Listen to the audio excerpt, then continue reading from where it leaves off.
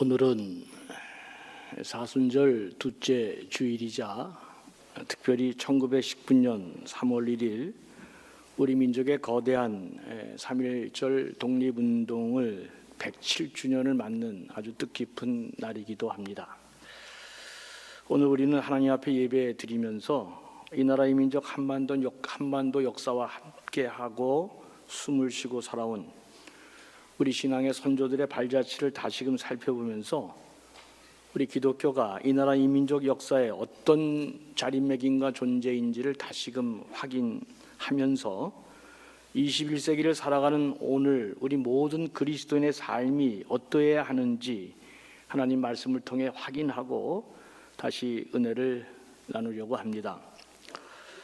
지나간 우리나라 역사를 살펴보면 기독교는 이 새로운 문명으로 우리 민족의 어둡고 암울했던 그 무지를 깨워주는데 굉장한 공헌을 했습니다. 선교사들은 소위 미션 스쿨이라고 불리는 기독교 학교들을 전국 곳곳에 세워 문맹을 퇴치하고 신학문을 전파했습니다. 당시 조선의 의술로는 전혀 고칠 수 없는 사람들을 병원을 세워 현대 의술로 그들의 병을 고쳐주셨습니다. 그래서 서울에만 해도 연세대학교, 이화여자대학교, 배재중고등학교, 연세대학병원 등 이런 아주 중요한 학교와 병원들이 설립되어져 있습니다. 더 중요한 것은 교회를 세워서 교회 학교를 열어 정규 과정에 다니지 못하는 어려운 사람들에게 학문의 기회도 열었습니다. 교육의 장을 마련해 주었고 성경을 한글로 번역하면서 한글 보급에도 크게 이바지했습니다. 특별히 우리 기독교는 일제치하 민족 정신을 일깨워주는 일에 더 큰 매진을 했습니다. 여러분이 아시는 것처럼 민족 지도자 조만식 장로님의 주도로 오늘날 국산품 애용에 해당되는 물상 장려 운동, 이게 평양에서 시작되어져서 전국적인 민족 운동으로 발전했고 식민지 어려운 시대 한국 경제를 그래도 살려냈습니다. 이 일에 교회가 적극 가담하고 주도했습니다. 진실로 기독교 없이 우리 민족의 독립과 근대화의 발전은 설명할 수 없을 정도로 한국교회 역사에 기독교는 사회와 민족에 막강한 영향력을 끼쳐왔습니다.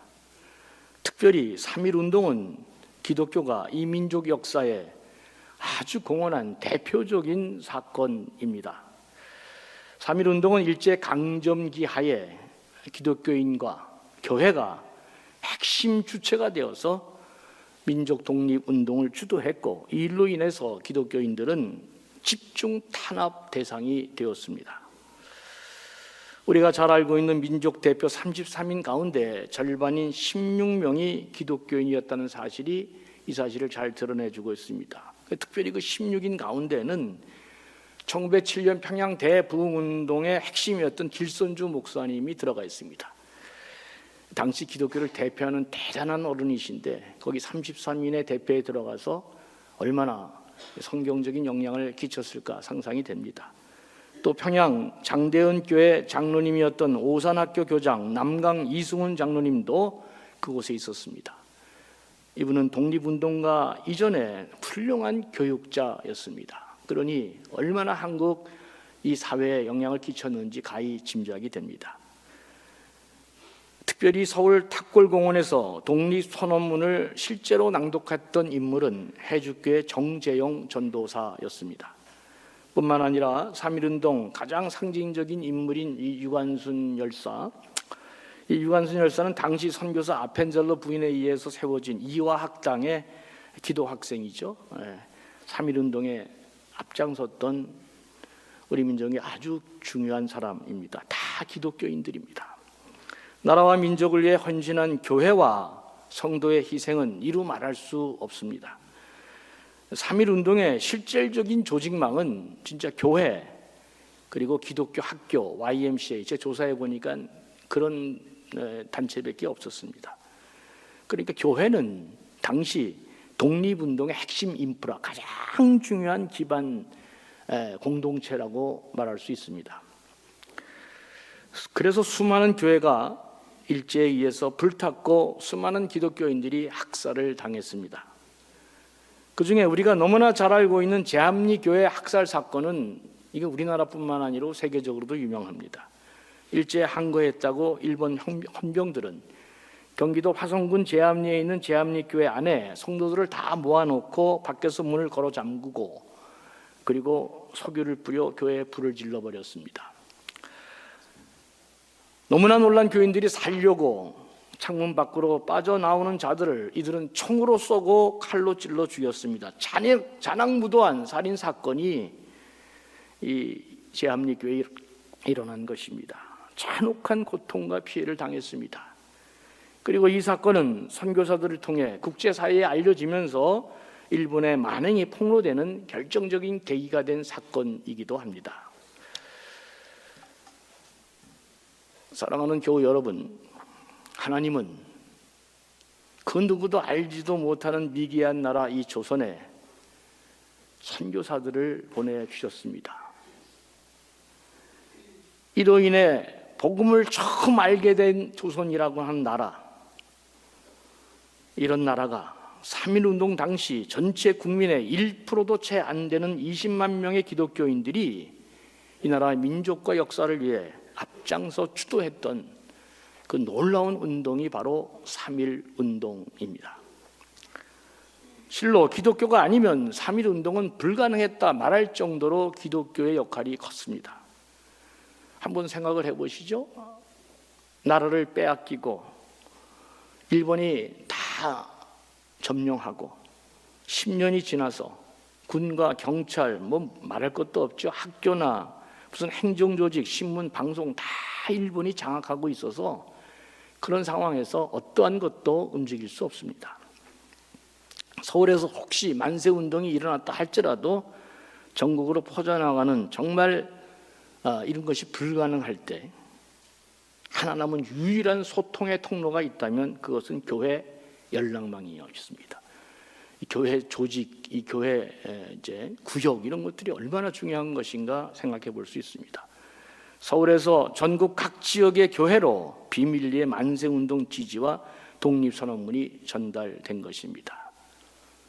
인쇄소가 여러분 운영됐을까요? 경찰의 감시하에 있었기 때문에 전혀 이용이 불가능했습니다. 그러나 교회에서는 주보 만들 때 쓰던 등사판으로 이 독립선언문과 태극기를 찍어낼 수 있었습니다. 교회가 아니면, 정말 기독교인이 아니면 3.1운동은 불가능할 정도로 교회의 역할이 컸습니다.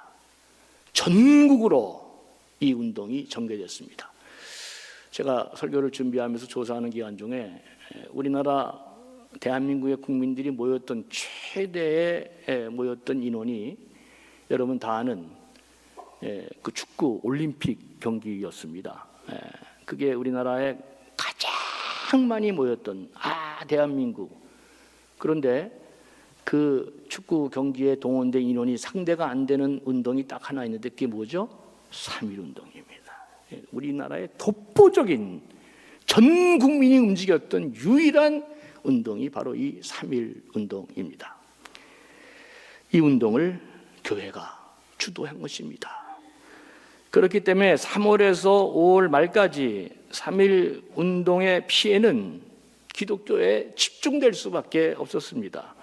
일본 통계 자료에 의하면 3.1운동으로 사망자가 7,509명, 부상자가 15,961명, 체포된 사람이 49,948명, 불탄 집이 724채, 교회 파손은 47개에서 교회 학교도, 그때 무슨 학교가 있었겠어요? 교회 주일학교가 2개 파손됐고 민간 가옥이 715채 그렇게 피해를 입었습니다. 기독교인들이 이 운동에 너무나 적극 참여했기 때문에 기독교인의 피해가 가장 컸던 것입니다. 그래서 일본은 가혹하리만큼 교회를 불태우고 목사를 체포하고 신자를 학살했습니다. 그럼에도 불구하고 기독교인들은 어떻게 그 운동에 적극적으로 참여했을까? 초기 우리 기독교인들은 이 땅의 생이 전부가 아니고 영원한 생명의 소망을 다 갖고 있었습니다. 만세를 부르다 죽더라도 천국 영생의 확신이 넘쳤고, 내가 희생하더라도 후손에게 자유롭고 평화로운 나라를 물려줘야 된다는 소망이 이들에게는 넘쳐났던 것입니다. 그런 마음으로 한국의 모든 기독교인들은 3.1절 만세운동에 다 참여했습니다. 당시 미국 기독교연합회 월간지에 보면 이 한국의 기독교인들의 운동을 보고 너무 놀라서 그 월간지에 이렇게 기사가 기록되어 있습니다. 예수를 믿는다는 것과 독립만세운동에 참여했다는 것은 지금 조선에서는 같은 말이다, 이렇게 말할 정도로 예수 믿는 것과 독립만세에 참여하는 것은 조선에서는 같은 용어다, 이렇게 말할 정도로 신앙과 민족과 나라를 위한 독립운동이 하나로 연결되어 있음을 볼 수 있습니다. 예수 믿는 사람들이 모두 국가와 민족을 위해 이 만세운동에 참여했다는 것입니다. 예수 사랑이 곧 나라 사랑이었다, 그렇게 말할 수 있습니다. 그런가 하면 언제나 우리에게 누나로 불리는 유관순 누나 유서가, 이거 진짜 또 유명한 이게 일이잖아요. 토요신문에 실렸는데 우리 기독교인의 정서에 진짜 깊은 감동을 주는데, 거기 가면 그대로 내가 본문을 여러분들에게 소개합니다. 이렇게 되어 있어요. 내 손톱이 빠져나가고 귀와 코가 잘리고 내 손과 다리가 부러져도 그 고통은 이길 수 있으나 나라를 잃어버린 고통만은 견딜 수 없습니다. 나라에 바칠 목숨이 오직 하나밖에 없는 것이 이 소녀의 유일한 슬픔입니다. 이것이 19살 이화여전 여학생의 유언입니다. 정말 이것이 눈물 없이 어떻게 이걸 읽겠어요? 우리 그리스도인들의 나라 사랑 마음이 온몸으로 전율적으로 느껴지는 그런 대목입니다. 그런가 하면 기독교인 중에 가톨릭 교인들로 그 유명한 안중근 의사 모친의 그 조 마리아 여사의 그 편지가 지금도 우리에게 전해지고 있습니다. 이토 히로부미를 저격하고 대한독립 만세 삼창하다 잡혀간 아들이 자꾸 감옥에서 마음이 이렇게 약해진다는 소리를 듣고 엄마가 안중근에게 보낸 편지입니다. 네가 만일 늙은 이 어미보다 먼저 죽는 것을 불효라고 생각한다면 이 어미는 웃음거리가 될 것이다. 네가 항소를 한다면 그것은 일제의 목숨을 구걸하는 짓이다. 내가 나라를 위해 이에 이른 즉 땀만 먹지 말고 죽어라. 옳은 일을 하고 받는 형이니 비겁하게 삶을 구걸하지 말고 대의에 죽는 것이 어미에 대한 효도이다. 이게 부모가 지금 안중근 의사, 이거 별로 배운 것도 없는 분이, 와 진짜 기독교인은, 그래서 기독교인은 학교를 안 다녀도 세상에 굉장한 지혜를 갖고 있는 사람입니다. 훌륭한 목사님들을 통해서 좋은 설교와 강의를 듣고 진짜 그 정신이 얼마나 위대한지 이게 진짜 놀랄만 하잖아요. 이토록 수많은 믿음의 사람들이 민족과 역사에 그 십자가를 짊어지고 나라와 민족의 생명을, 부활을 외치면서 이렇게 죽어갔던 것입니다. 더욱이 여러분, 이 3.1운동이 없었다면 낙심한 백성들이 자포자기하고 일본에 발붙여 살면서 친일파로 다 변절하는 그런 조선이라는 의식도 없는 그런 상황 속에서 저는 가끔 이런 생각 해봅니다. 2차 대전이 물론 연합군에 의해서 승리하고 일본이 패망했어도 이 한국이 과연 독립을 했을까? 여러분, 아시아의 대부분의 국가들이 독립 못했잖아요. 독립을 시켜달라고 외치지도 않고 독립할 능력이 있음을 보이지도 않는 나라를 누가 독립시켜 주겠어요? 3.1운동은 전 세계 사람들이 놀라게 하고 이 나라 이민족 독립이 왜 필요한지를 외쳤던 그 시발점이고, 그 역사의 핵심 주역이 바로 우리 교회와 그리스도인이었다는 거, 우리 모두가 꼭 알고 신앙생활하는 게 중요합니다. 사랑하는 교우 여러분, 우리가 바로 지금 21세기 이런 3.1운동의 민족 사랑하는 귀한 신앙의 유산을 갖고 있는 이분들의 계보에 우리가 서 있는 사람들이라는 사실을 잊지 말기를 바랍니다. 2024년 스웨덴 할리먼에서 노벨문학상 수상자로 한국의 한강 작가를 선정했습니다. 심오한 한국의 정신세계가, 우리의 형이상학적인 그 놀라운 정신세계가 얼마나 위대한 것인지 이 노벨문학상을 받음으로 한국의 위대한 정신의 승리를 전 세계에 알릴 수 있었던 아주 쾌거였다, 그런 생각이 들어집니다. 그러나 그 이전에 우리 민족의 정신세계는 먼저 3.1운동 독립선언문에 너무나 잘 나타나 있습니다.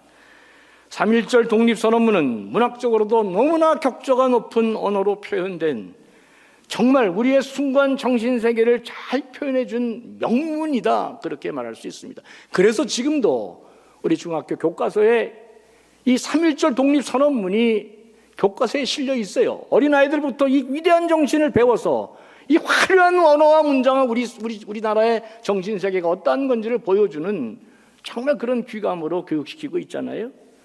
지배를 당하고 수탈을 당하고 그런 어려운 민족임에도 불구하고 이 선언문 속에 드러난 정신은 원한을 초월하는 정의와 인류 보편적인 평화 소망을 담고 있는 정말 품격 있는 너무나 훌륭한 선언문이 아닐 수 없잖아요. 물론 그리스도인이 아닌 최남선 선생에 의해서 이 기초가 만들어졌지만 이 선언문에는 성경의 정신이 너무나 잘 구현되어 있습니다. 그 33민 안에 훌륭한 그리스도인들이 다 담겨 있어서 이 참 위대한 선언문이 만들어졌다.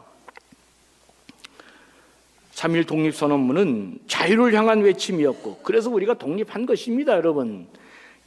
정의에 대한 신앙 고백이고 고난을 통한 진리를 증언하는 가히 찬란한 우리 민족의 정신세계를 너무나 잘 보여주는 가장 격조 있고 품격 있는 그런 선언문이 아닐 수 없다, 그렇게 말씀드릴 수 있습니다.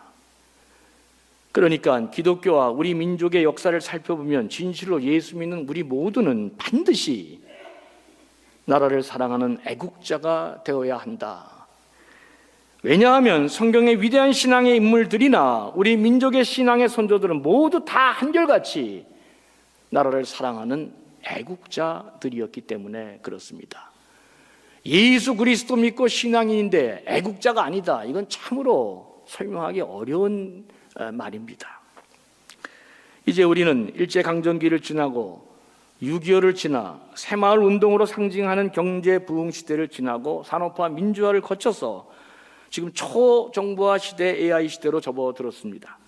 현재 우리나라는 아시는 것처럼 경제적, 정치적, 스포츠, K-팝, 이게 K-푸드, K-패션, 모든 걸로 세계를 지금 선도해 나가고 주도해 나가는 세계 10위에 자리매김하는 위대한 나라가 됐습니다. 그 어느 가수가 노래를 부르는데 국가 대통령이 와서 우리나라한테 부탁하고 공연할 수 있도록 부탁할 정도로 이게 진짜 굉장한 나라가 됐잖아요. 여러분, 이런 시대 우리 그리스도인들의 애국은 어떤 것이어야 합니까?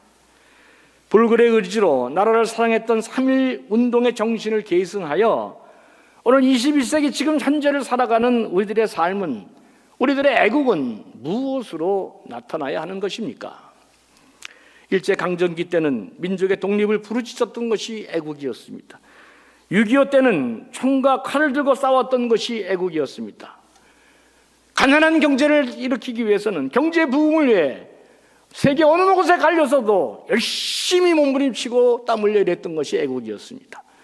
독재에 맞서 민주주의를 쟁취하기 위해 투쟁했을 때 그것이 애국이었습니다. 이제 우리는 이 21세기 지금 현재 우리는 무엇이 이 나라의 민족 애국을 위한 행동이 되겠습니까? 간단하게 두 가지로만 말씀드리겠습니다. 우리는 오늘날 나라와 민족을 위해 무엇이 애국이냐? 하나님께 기도하는 게 애국이다. 그걸 꼭 말씀드리고 싶습니다. 나라와 민족을 위해 기도하는 것이 21세기 3.1절 정신을 이어받은 위대한 신앙의 계보에선 우리들의 첫 번째 애국이 하나님께, 이 나라 이 민족을 위해서 기도하는 것입니다. 왜냐하면 이 우주 만물을 창조하시고 다스리시는 하나님, 이 세계 모든 역사를 주관하시는 하나님, 한 나라의 민족과 극망성쇠를 결정하는 그 놀라운 역사가 하나님 손안에 달려있기 때문에 그렇습니다. 개인이나 민족이나 나라가 견고히 서는 것은 다른 어떤 것이 아니고 누구에게 달려있는 것이 아니고 하나님의 뜻과 계획에 달려있다고 성경이 말씀하고 있기 때문에 그렇습니다. 오늘 본문 시편 33편 10절에서 12절을 다시 한번 보겠습니다. 하나님의 여호와께서 나라들의 계획을 폐하시며 민족들의 사상을 무효하게 하시도다. 일제강점기에 하나님은 나라들의 계획을 폐하시고 민족들의 사상을, 진짜 제가 기독교가 들어오기 전에 우리나라는 무교, 불교, 유교, 가진 천도교, 동학 이런 것들로 혼재되어 있는데 하나님은 우리나라에 이 복음을 가져오게 하면서 우리나라를 완전히 새로운 나라로 바꿔버렸습니다. 불가능한 일제강점기의 독립을 나라들의 계획을 다 폐하시고 민족들의 사상을 무효하시면서 하나님의 계획이 이 땅 역사에 특별히 대한민국에 이루어지는 것을 저는 감동적으로 이 본문을 보면서 느낍니다. 하나님의 계획과 생각에 어긋나는 모든 민족, 나라, 사고나 계획은 다 사라지고 쓸모없이 될 수 있다. 이게 하나님 말씀입니다. 하나님을 경외하며 그 말씀을 따르며 하나님을 섬기는 나라가 복 있는 나라가 될 것이고, 그분을 잘 경외하는 것, 그 하나님께 나라와 민족을 위해서 기도하는 것이 저는 애국이라 믿습니다. 그 어떤 것이 우리의 국민의 주권을 되찾고 자유독립국가로 재출발하게 한 것이 아닙니다. 절대로 우리 스스로의 힘으로 그런 것이 이루어진 게 아님을 분명히 아셔야 됩니다. 일제강점기에 해방시키고 공산괴뢰의 침략을 물리치고 공산화의 위기로부터 벗어난 것은 절대로 우리 자신의 힘으로, 다른 사람의 이해관계로 그렇게 된 것이 아니라 하나님의 크신 섭리와 역사함 속에 이 나라를 향한 하나님의 계획이 있었기 때문에 이 일이 이루어진 것입니다. 그래서 12절은 이렇게 말씀합니다. 여호와를 자기 하나님으로 삼은 나라, 곧 하나님의 기업으로 선택된 백성은 복이 있다 그랬습니다. 우리 민족이 영원토록 하나님을 경외하고 그 말씀에 순종하고, 그래서 우리 모두가 복 있는 백성이 되도록 예수 그리스도를 믿는 오늘 우리 그리스도인들이, 교회가 그 하나님께 이 나라 이 민족을 위해서 기도하는 일이 바로 21세기 지금 우리가 애국하는 길이다 하는 것을 여러분들이 잊지 말아야 할 것입니다. 둘째로, 우리는 이 세상의 소금과 빛의 삶을 살면서 애국해야 됩니다. 그리스도인들은 언제나 어두운 사회, 썩어가는 세상을 밝히고 바로 세우는데 앞장선 사람들이기 때문에 그렇습니다. 여러분, 그 엄청난 바다가 7%밖에 안 되는 소금 농도로 썩지 않는다는 사실을 잘 알고 있잖아요. 그 거대한 바다가 단 7%밖에 안 되는 이 소금 농도로 그 청정을 유지하고 있습니다. 3.1운동 당시 칠흑 같은 역사의 어둠 속에서 기독교인들은 우리나라의 2%도 안 됐습니다. 참으로 그렇게 보잘것없는 인구들이 이 사회에 막강한 영향력을 끼치면서 민족운동을, 독립운동을 선도해냈습니다. 그래서 당시 한국 교회는 작지만 작은 교회가 아니었습니다. 가난하고 어려웠지만 한국 교회는 정말로 초라하지 않는 굉장한 영향력을 갖고 있는 교회였다.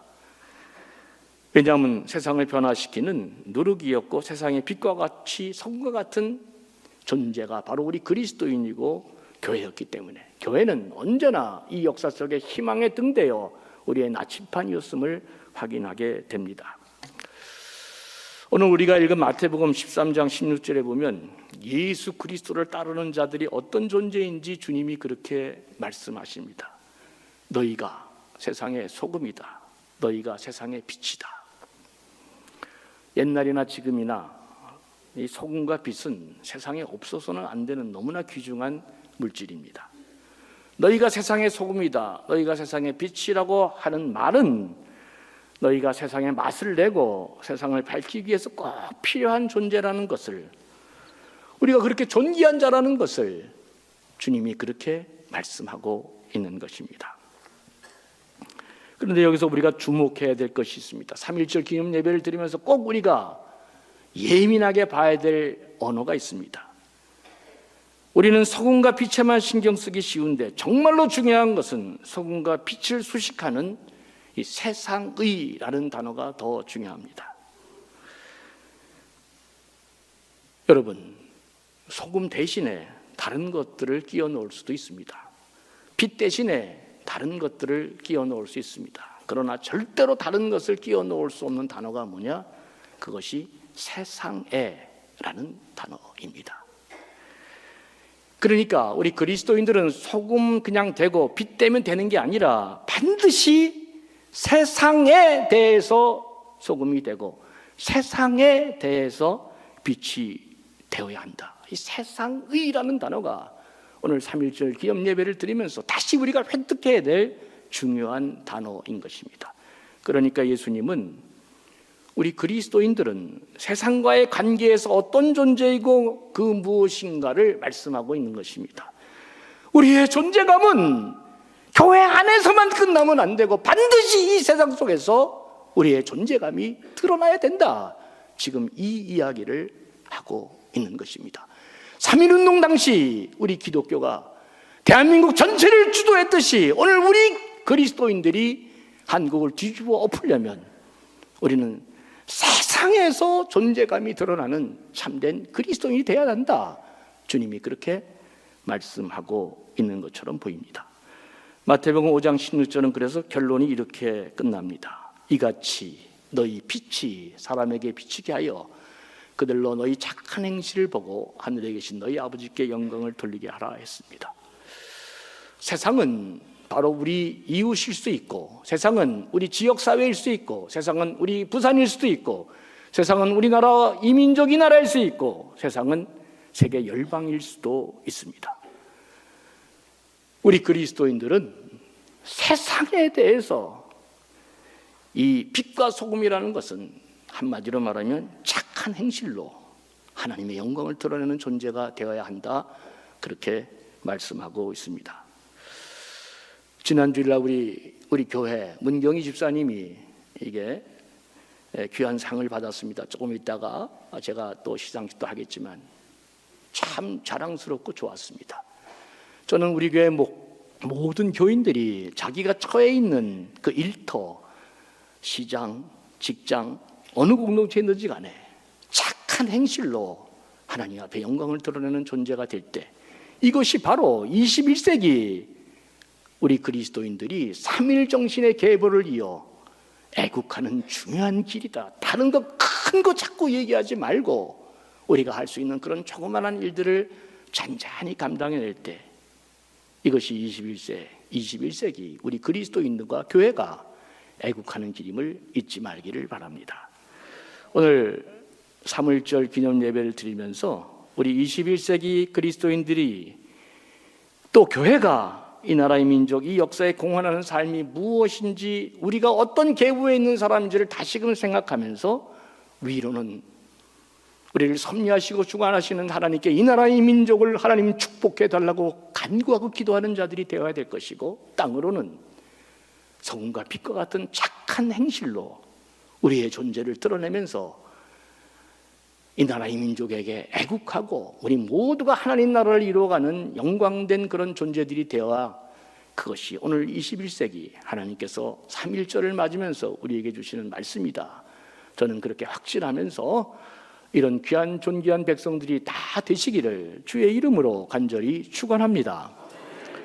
하나님 아버지, 3.1절 기념 예배를 드리면서 다시금 우리가 어떤 신앙의 계보에 서 있는 사람들인지를 자각하게 하시고, 이제 남은 인생 그 역사를 주관하시고 섭리하시는 하나님 아버지께 이 나라 이 민족을 위해 간절히 기도하는 자들 되게 도와주시고, 또 땅으로는 우리의 소금과 빛과 같이 착한 행실로 하나님의 영광을 드러내고 이 나라 이 민족을 더 아름답게 만들며, 그래서 온 열방이 하나님 나라로 이루어지는 귀한 일들을 감당하는 복된 자들 되게 해 주시옵소서.